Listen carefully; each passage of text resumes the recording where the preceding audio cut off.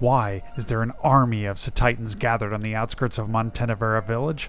Some say that it was a holiday mass outbreak event that went too far. A shiny hunter that just went over the edge, who had the perfect spawn reset at the edge of a Pokemon Center. While this CETITAN performs its ancestral pre-war ritual, let's take a step back to show you how we got here. Oh, we got a defector in the back. He's running away. Look at that.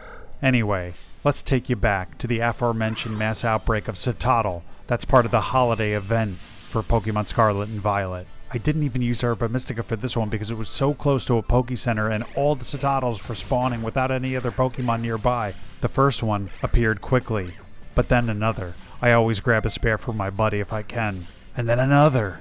It's like when Ash inadvertently caught a whole herd of Tauros. So I thought to myself, wouldn't it be hilarious if there was an entire squad of CETITANs that could win an online match? Preparations began immediately. I looked through the entire move pool of CETITAN, egg moves, TMs. Let's see what we can do. Mix and match different EV spreads and find a team that can pull through and win a match. We've got Belly Drum and Yawn as egg moves. We have to be able to put those to good use. Ice types are notoriously prone to all manner of weaknesses, so Terra typing would be essential to winning a game here. So we lead off with Mr. Freeze on the right and Brenda on the left. I was really having trouble coming up with nicknames by the end, so you know what? The first thing I thought of was Brenda. Brenda, use Protect. Brenda is a water Terra type with an offensive build in mind, Liquidation and Icicle Crash as moves, while Mr. Freeze is our support mon. He sets rain or snow based on the situation. He's also got Helping Hand. While CETITAN has an okay attack stat, it's gotta go for those one-hit KOs with the Helping Hand. Mr. Freeze is maxed out on both defense and special defense EVs. He's got to be able to stay on the field, boost those offensive attacks of its partner, and set the weather in the appropriate conditions. We got lucky there and avoided the charge beam. There goes Mousehold being very irritating with the loaded dice population bomb attack. That did a ton of damage. Jeez Louise. So we went for the Amnesia there to boost the special defense of Mr. Freeze, and here comes the Helping Hand. It's going to be a team effort, but not before Brenda is put in harm's way. We really got to get rid of this Mousehold. This is a problem. So Brenda, who is offensively EV'd, has the Citrus Berry for recovery, though still takes a ton of damage and is pretty much going to get off one attack before it's KO'd. Thankfully, with some natural bulk, we can take this charge beam in stride. I can't even imagine what these people are thinking that matched up against my team. Like, what the heck is this person doing? The Mousehold luckily survives that avalanche. We recover a little bit with the leftovers. I can only imagine that they're going to go for the KO on poor Brenda, so we're going to go ahead and protect again, and then we'll try to set the snow and really take control of the narrative here. And wouldn't you know it, the Mousehold goes for the population bomb on Brenda. Not going to work. Alright, Mr. Freeze, do what you do best and make it snow, alright? So on this team, there are actually 5 shiny CETITANs and 1 non-shiny. The non-shiny CETITAN is Grucius from the Indigo Disc DLC, which you get from spending and grinding a ridiculous amount of battle points in order to get the reliable partner ribbon Pokemon that pair with each trainer. I figure we have to have some representation from the non-shiny form. Also, I was way too tired after shiny hunting 5 of these to stay up the extra 20 minutes to get another one. So there, I admit it, I got lazy, and we got 1 non-shiny. So we took a risk here with Brenda going for the second Protect in a row, and it works because we know that they're going to go for the KO on Brenda. Alright, so we're off to a little bit of a rough start here. We're taking a lot of damage right off the bat. That critical hit there, not good. Out of Names, as you can imagine, was nicknamed because I was just straight up out of names and too tired to care. I was missing a little bit of video in this edit, so Fergarath just did a charge beam into Brenda, who got off the second Protect luckily, so that's all you missed. Ugh, my first major mistake. Fergarath's ability does not allow the use of priority moves, so Ice Shard is not going to work to KO the Mousehold. And Out of Names is just about out of time. In comes another charge beam. Brenda, no! Alright, it's time to get serious and take control of this battle. Go, Teen CETITANs, go! Attack on CETITAN? Remember the CETITANs. I don't know. All are great names for this team. And here comes Chillax, who we set up as a fairy Terra type with Play Rough and the egg move Yawn. Because with a team that's this freaking slow, Sleep may be our only option. That and taking priority however we can. Alright, finally we get rid of this Mousehold. Jeez Louise, what a pain in the butt. Fergarath has been bumping up the special attack, so we're calling sleepy time for Fergarath with the Yawn. And he's going to keep terrorizing us with that charge beam. But that's okay. We can take a hit. There are more CETITANs waiting in the wings with their own unique spin on how to play this battle. Alright, let's see who we're going to send out next here. I think Mr. Freeze is coming right back out.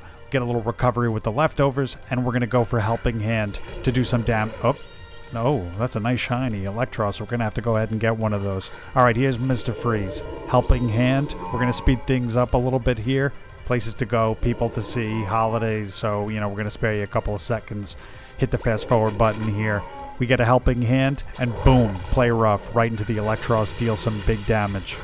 Wow, this guy really likes the charge beam move. They're going to go ahead and hit us with one more of those, and then it's night-night for Farigiraf. Alright, so the snow stops. Kind of a wasted turn. That didn't really do very much for us at this point, but it didn't really hurt us either.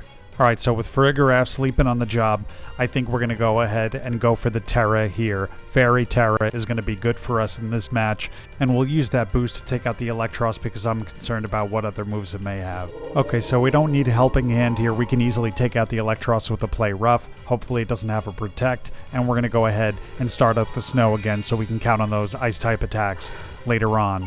This is the moment. CETITAN, it's your time to shine. Fairy Terra unleashed. All systems go, and the battle is going to turn in our favor right now. This person on the other side of the Nintendo Switch is probably like, oh my goodness, I can't believe I'm in a serious battle with someone who prepared this ludicrous team of land whales. I saw the fun fact in the Pokemon description that CETITAN is related to the Whalmer line or species of Pokemon. Loving the black and orange shiny though too. It's a pretty cool shiny. I'd like to also try using a team of only the Mass Outbreak Pokemon from this event and the black shiny Rayquaza. So you got the Carbink, Haxorus, Rayquaza, and the CETITAN. See if we could rip off a couple of wins in casual battles. Maybe I'll try that after the holiday, see how that goes. Alright, let's finally take a chunk out of this Farigiraf here and hit hard with the Play Rough. Bang. I give this person a lot of credit for sticking through this battle and not just canceling. That's it, they're seeing it through. I just want to make it very clear that this was totally for fun and that this team was absolutely decimated by every other team I played. We're dealing with Kyogre, we're dealing with Koraidon and all sorts of mythical Pokemon in the casual scene. So yeah, this team was stomped pretty much every time. But where there's a will, there's a way, and I was confident that the CETITAN team could get at least one win so that this Pokemon can cement its legacy in Scarlet and Violet history, or at least in the history of my very tiny channel. Thanks for your support, by the way. Just like we're going to give another Helping Hand support over here for Chillax.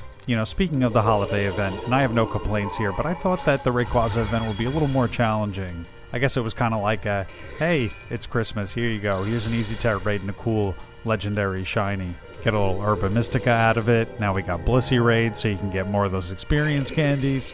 Like I've said in the past, Pokemon is always a grind, or at least that's what they've turned it into. Here comes our only non-shiny CETITAN. After grinding out all of those battle points, I'm damn well gonna use those Pokemon that I got out of it. Slowking's been kind of a pain in our side, so we're gonna go ahead and put him to sleep. Alright, so we're going to take advantage of the snowy weather and finally get a nice type attack in there. Chubbs, another heavy physical attacker, well, moderate physical attacker, is going to hit with the Icicle Crash and easily soak up some damage from the Clauncher. This will be the last power gem before it goes to sleep. Ooh, and we eat that one up also too. They have a little line of recovery for themselves with the Black Sludge, but I don't think that's going to be a problem for us. And since this is already a super long battle, we're going to go ahead and throw it into Fast Forward one more time here. They swap out Slowking, out comes the Dunsparce. We protect, and here comes another Play Rough to take out that Clauncher. See ya. What tricks does he have up his sleeve with this Dunsparce? Yet again, the snow has stopped, and we lose the benefit to those Ice-type attacks, making them more powerful. Alright, let's see what he's going to do next. He's going to Terra. What Terra type do we have in store here on his side of the battlefield? And it's a Ghost. Alright, so that's not a problem for us in this one. Man, this is a super long battle. That's what you get when you have a bunch of bulky land whales who just eat up hits and have just mid-attack power. Oh, people are gonna hate me for this. But I'm having fun with it, and that's all that matters. We go for the Icicle Crash, deals a decent amount of damage. There goes the Eerie spell to take us out. Way to go, Chubbs. You gave it your best. Our Fairy Terra here is going strong. That was a good move. The Terra type is going to be super important, like I said earlier, for this team. Though he's going to go ahead for the Coil for those stat boosts. But we have one more CETITAN waiting in the wings. Ice Breaker. fighting Terra type. Although body press is not very helpful to us right here, we have the high horsepower ground move, which is super effective on the Slow King.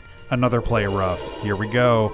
And with his increased defense stat, it's not going to do very much at all. Alright, so we're going to have to find a way to get a boost of our own to take this out. We absolutely stomp on the Farigiraf, who is sleeping already, to take it out. It's desperation time on the other side of the battlefield. They just go for the stat boost to try to hang on for dear life. And they also have the leftovers, so we really gotta find a way to get rid of this thing. Alright, so I think we're gonna go for a yawn here as a little insurance policy just to make sure that everyone's snoozing on the other side of the field. And then we're gonna go for a boost of our own with the belly drum. We went through all the trouble of getting both of these egg moves, yawn and belly drum, so we're gonna take advantage of it. As long as it can go ahead and survive another hit, I think we're in really good shape here. And if we can survive that next hit, I have another trick up my sleeve, and we do. The mighty CETITANS rule the battlefield on this day. They are both gradually recovering, but not for long. Really had to dig through the move pool of CETITAN to find different combinations that may work in synergy together, and just maybe catching them off guard with the lucky Terra type. Alright, so we're not going to get very much damage off with the Ice Spinner, but we're going to just chip away. That's all we can do at this point on the left side of the field. And for my last trick, we have Rest with the Chesto Berry to fully recover and wake up immediately. Then Slow King goes to sleep, and that's the end game, baby. We are ready to clear the other side of the field. Icebreaker smash. Alright, this person now officially cursing my name, throwing things around the room. Or maybe they got a kick out of it. A good laugh. So we easily eat up that power gem. Dunsparce is snoozing. And again, we throw it into a little fast forward motion. This was kind of stupid on my part. I should have just went for the play rough and the Dunsparce, but I wanted to make sure that we could ice this Slow King while we had the chance. So we go for a little Ice Spinner into it. And then we polish it off with the high horsepower. Icebreaker smash again.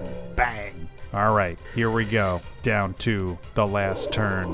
This person is an incredibly good sport. Dead to rights. They are sticking to this battle through the bitter end. Respect and good game. Thank you for humoring my ridiculous team. We go for a play rough that will deal some super effective damage against the Ghost Terra.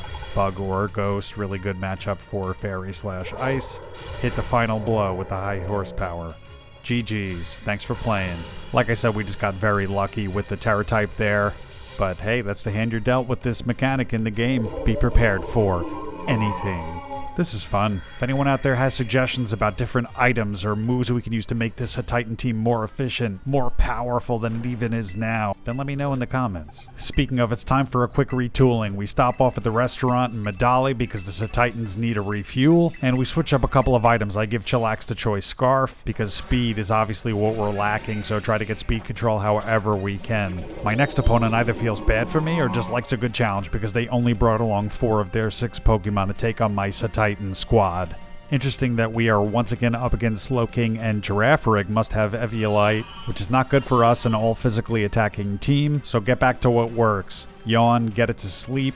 It goes for agility, trying to make sure that they outspeed us. But we're coming in aggressive with the high horsepower. Let's just stomp them right here and now. We deal a heavy amount of damage into Slow King, and this is an interesting one. I didn't even really know about this item. The red card sent us back. And we do not have a choice in which Pokemon we send out in return. Another one, I guess, randomly comes out. Okay, so I see the gimmick here. They go for the Toxic Spikes, and they're going to keep switching us out if we deal any damage. So that poison's going to be a problem for us. So I'm going to swap in Icebreaker. We can maybe go for a Rest after we get poisoned, so then we're healthy. And as you saw in the last match, we do have that Chesto Berry, so we can go ahead and wake up right away after we do the Rest. So this particular CETITAN definitely panning out to be one of my best. They go out for the Articuno. That's it, he's matching us Ice type for Ice type. Ice Shard being the priority move, so we get off a little bit of damage there with Articuno. Baton Pass out the Girafarig. And who's coming out here? Oh, Kyurem. So I don't really know what to expect here. I don't know anything about Kyurem, really. I didn't get that far in Black and White. I think I just barely beat that game back in the day. But I mean, this Kyurem is decked out like Bane from Batman. It's got the pure energy serum flowing through it, so I'm definitely a bit worried about that. We're up against a stacked couple of legendaries here. I love Articuno, by the way, one of my favorite legendary birds. Classic, can't go wrong with Articuno. But while we were in Medali, we went ahead and added a fire Terra type to our squad. And just like in the last match, we're taking advantage of our Terra types. So while we're getting ready for a fiery assault on the right side of the field, we bounce up on the left side of the field with Out of Names in order to clear him off the board. He can't take any damage. He avoids that scale shot. We got lucky he went to the left side. We could have been in pretty big trouble if he went for the scale shot in the right slot, but alas. Articuno goes for the Tailwind to take over speed control completely, so we're going to start chipping away with Terra Blast. Bang. Okay, that didn't do as much as I'd hoped. I wonder what the EV spread on this Articuno is like. Oh, and he's got a little recovery there with, leftovers. Okay, so now that we dealt some damage and we're poisoned, losing health, and in a position to potentially be KO'd by the scale shot, we're going to go ahead and hit off that rest, get to full health, and start with a clean slate. Okay, perfect. Kyurem protects, anticipating the bounce, which probably wouldn't have done really much damage at all to it, but that gives my good buddy Icebreaker the ability to take a much needed nap to cure its poison. Although I really don't think that that's how it works, but whatever. Okay, I think we're playing this match pretty well here. They also had an Alolan Ninetales and Iron Bundle waiting on their team. I'm not sure if they just didn't bring it because the snow plays to my advantage, but more than likely because they just felt bad for me with this pathetic team. But don't sleep on the Icebreaker now with the new and improved Fire Terra, Chesto Berry. We are ready for battle. I'm getting a little nervous here. The Articuno who took that hit is now fully recovered almost with the Roost and the leftovers. So we're going to have to play this very carefully. We're going to go to put that Kyurem to sleep, and then we're just going to get right back to where we were, dealing a good bit of damage to Articuno. They're definitely not going to want their Kyurem to go to sleep, so I imagine they're going to withdraw. We put a little pressure on with the yawn there. Out of Names also has the Quick Claw item, which you're going to see kick off right now to give us a little bit of priority. So with the threat of fire on the battlefield, they're going to go ahead and take away that Articuno, and they're going to swap into the Girafarig. So that Quick Claw really pays off for us that we get off the yawn on the Kyurem. It's about time that came in handy for us. This Kyurem is freaking me out, man. It's really a menacing presence on the battlefield. And it's probably loaded dice with the scale shot. It's going to hit us 700 times. Only 4. Okay, we'll take it. Its defense drops. Speed up. Okay, lower defense. That puts us in pretty good shape. We go for Terra Blast. And fire away.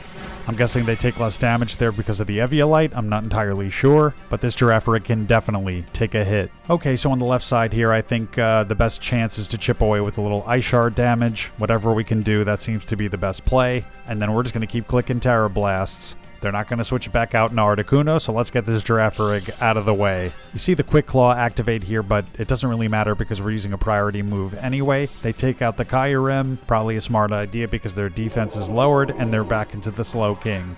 See if they can get this fire threat off the field so they can come back in guns blazing with Articuno and Kyurem. Starting to set up again with agility, raise the speed stat, take control, but that's not going to do them any good because we're going to hit with the Terra Blast. Bang. I wonder how this battle would have gone if they brought along the Alolan Ninetales and the Iron Bundle. The Iron Bundle there definitely poses a threat to the Fire Terra CETITAN. But hey, come on, give me this victory here. I think it's a pretty fair handicap, right? Okay, Tailwind is gone. I forgot all about the Tailwind, but that's okay. Here comes Kyurem, aka Bane, with its Serum X, or whatever it's called, coursing through its body, through the tubes in its back. Alright, so we have to go with the yawn here to keep that pressure on for a withdraw, and we might as well just try to go ahead and take out the Slow King while we can. They go for a Dragon Dance to boost their stats, and I'm getting a little bit nervous because of that, but I think we're okay, in pretty good shape right now. Here comes the yawn. Good night. I picked up my copy of Pokemon Black recently, which I never had actually beaten the Elite Four, but I was right there in Victory Road. That's a pretty interesting one. I think it's worth a playthrough from the beginning. Also, the only Pokemon generation that I never played through was X and Y. I never owned a copy, but I bought one recently, and that's a fun one. I'm just getting started with that one, really, so I'm looking forward to my first Mega Evolution, trying to prepare for Pokemon ZA whenever some news about that game may be dropped. Alright, so Articuno is back on the field, coming in heavy with the legendaries. I love the battle animations between moves. They show the two trainers squaring off, determined for a victory. Okay, here comes the scale shot again. A critical hit, and Out of Names is once again out of time. You will be avenged. I promise you that. Alright, so we benefit once again from the scale shot. Kyurem's defense goes down, but they get that little speed boost from that move also, and then Articuno takes control once again with the Tailwind. Definitely not unexpected. So we're going to get right after them with the Terra Blast once again. Fire away. Though, unfortunately for me, this Articuno is bulky as all hell, and it's going to benefit from the leftovers and potentially another roost, so it can just keep recovering while Kyurem hits us with the scale shot. But that's it. With no one else to switch out for, Kyurem is now asleep, which if they had the other two Pokemon to switch out in, they could have just kept switching and getting off a scale shot here and there, and that probably would have been a disaster for me. But you know what? Sue me. They decided to take 4 Pokemon with them, so Chillax is on the battlefield. There are still some other moves on the other side that we don't know about, but I think we need to stick what we know works. Hit the Terra Blast on the Articuno and just try to wipe it out completely up, but they have Protect. There we go. If any of you are still out there watching, thanks for the support. Thanks for hanging with me through this journey, this clash of the CETITANS. Play rough into Kyurem with the lower defense that's asleep. That all but takes it out. And in case it decides to wake up suddenly, as with my luck that seems to happen, his attack stat is lowered by the play rough. Chillax is going to take some poison damage after this, while Articuno is just on the rise with its leftovers. We really got to get this thing off the field, so we're just going to go play rough into the Kyurem. And at this point, all they can do is stall for time with another Roost. They're not going to get much in the way offensively from this Articuno. Their best chance is for the Kyurem to wake up and rip off another scale shot, try to get rid of one of these really pain-in-the-butt Titans. Alright, so we finally knock out the Kyurem, and now the Articuno is dead to rights, so that's GG's. Thank you for humoring me and giving me a little bit of a handicap in this game, trying to make it a fair fight over here. Definitely much respect, and thank you for that. So, in the end, was it worth it? Heck yeah, it was worth it to make this team. I mean, I had to get slaughtered maybe 20, 25 times in order to scrape off a couple of wins, but for the fans, it was worth it. I got another rage quit along the way from someone who mysteriously disconnected after I iced their Flutter Mane. Likely story that your Wi-Fi drops out when we ice your Flutter Mane and your Koraidon. Alright, Adrian, thanks so much for humoring me. This has been a lot of fun. CETITAN is watching you always. But it wouldn't be fair unless I showed you a live look of me getting absolutely demolished in every other matchup. Bang. Boom. Bing. Thanks for hanging in. Throw a sub if you can. Happy holidays, everyone. Be safe. P1P is out. Looking forward to making more content for y'all.